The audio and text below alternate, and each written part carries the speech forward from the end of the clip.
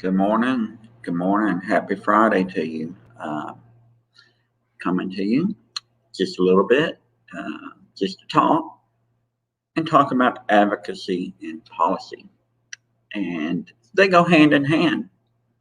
When you are a self advocate and you're speaking about things that um, matter to you, especially when it comes to things that are like healthcare, transportation, housing, name it, more and a lot more.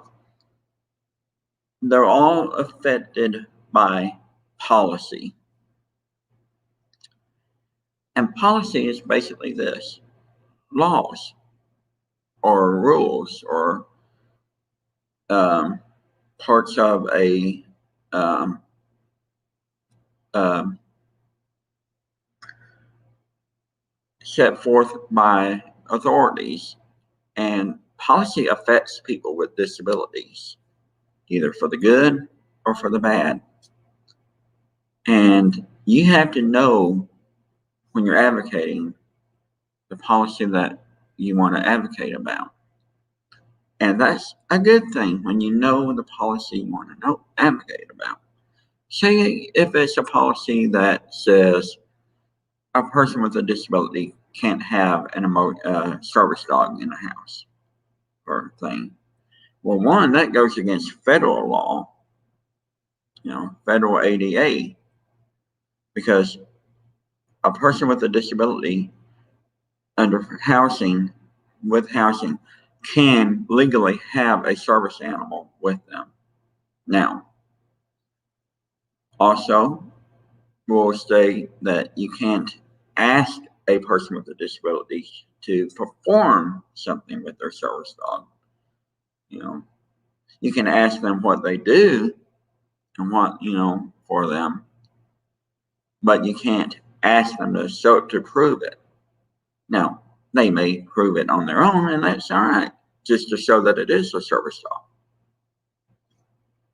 But legally, you cannot ask a person with a disability to prove that the reason for their service dog.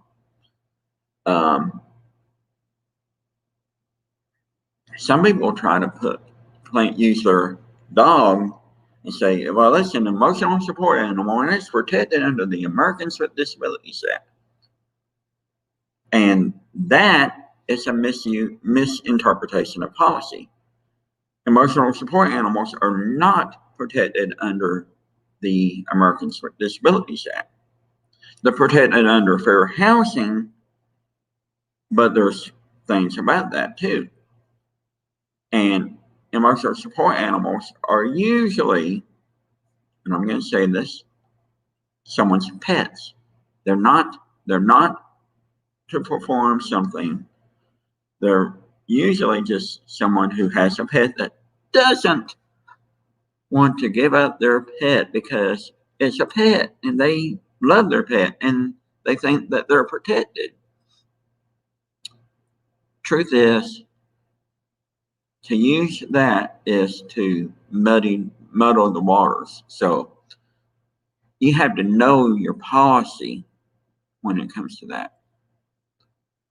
Now, the policy is transportation. All buses have to have access for people with disabilities. Most of them now have ramps that fold out rather than the lift. Why?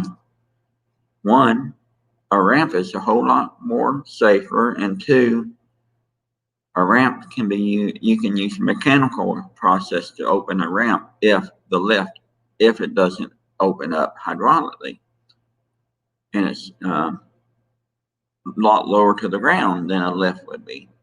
So anyway, there's just two policies that help people with disabilities.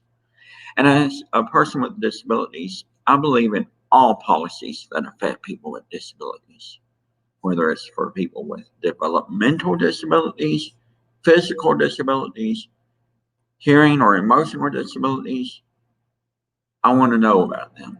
and I want to learn. Whether it's good or bad, I need to learn about it. You do too, because someday, if something doesn't affect you, it may affect someone that you know.